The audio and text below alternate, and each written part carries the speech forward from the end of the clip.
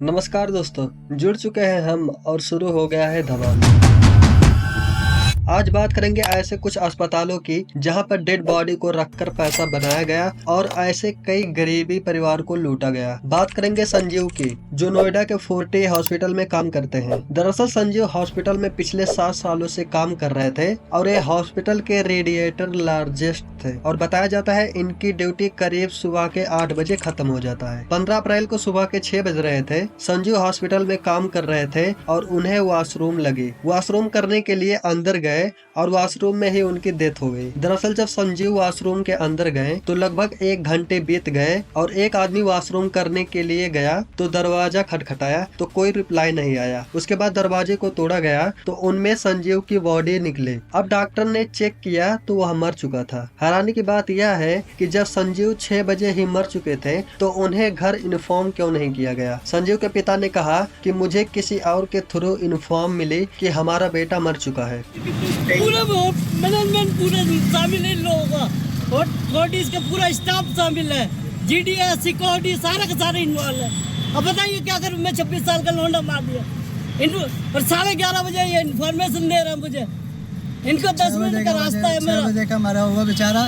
ये मैनेजमेंट इनका दे रहे हैं वो। अब संजीव के साथ क्या हुआ और हॉस्पिटल में क्या हुआ, डॉक्टर ने ऐसा क्यों किया, इसका कोई पता नहीं। अभी भी संजीव की केस जारी है। कॉम्पिटिशन कमीशन ऑफ इंडिया मतलब सीसीआई ने एक 5 साल पुराने रिपोर्ट इन्वेस्ट की जिनमें दिल्ली एनसीआर के 12 मेजर प्राइवेट हॉस्पिटल पर की। इन इन्वेस्टिगेशन में इन्हें पता चला ये हॉस्पिटल रूम रेंट 3-4 स्टार के होटल के बराबर चार्ज करते हैं और इस वजह से पिछले 3 साल में 4000 करोड़ से 12000 करोड़ रुपए कमाए। एक दूसरी रिपोर्ट जिनमें एनपीपीए ने की, इन्होंने और डीप और एक अच्छी बात कही। एक हॉस्पिटल 45% 3 चीजों पर खर्च करता है, सिरिंजी, ग्लव्स और अन्य। एनपीपीए के रिपोर्ट में पता चलता है कि एक हॉस्पिटल इन तीनों के खर्चों पर मार्केट के रेट से ज्यादा चार्ज करती है। इनकी मार्केट से जो प्रॉफिट मार्जिन है वो 1700% आता है, मतलब 5 रुपए की चीज लगभग 85 रुपए में बिक रही है। ये सब देखते हुए एक न्यूज चैनल ने दिल्ली की एनसीआर प्राइवेट हॉस्पिटल की एक स्टिंग ऑपरेशन किया जिनकी रिपोर्ट काफी सिमिलर रिजल्ट सामने आई। इनके स्टिंग के अकॉर्डिंग एक बच्ची की डिलीवरी के बाद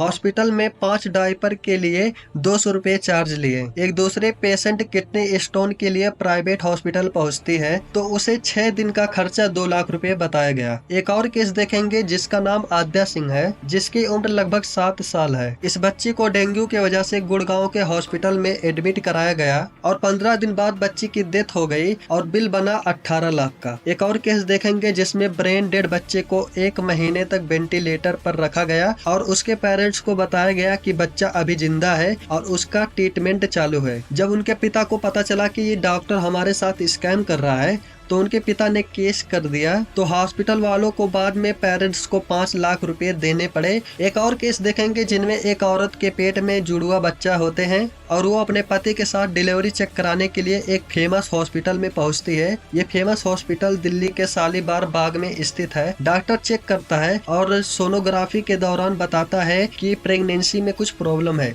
मैं अपनी वाइफ को लेकर हॉस्पिटल गया, मैक्स हॉस्पिटल गया तो उन्होंने कहा कि बच्चों की डिलीवरी करनी पड़ेगी। फिर उसके बाद हमने बोला ठीक है, आपको जो सही लगता है आप वो कीजिए। अब डॉक्टर कहता है कि 9 महीने से पहले ही डिलीवरी करवानी पड़ेगी।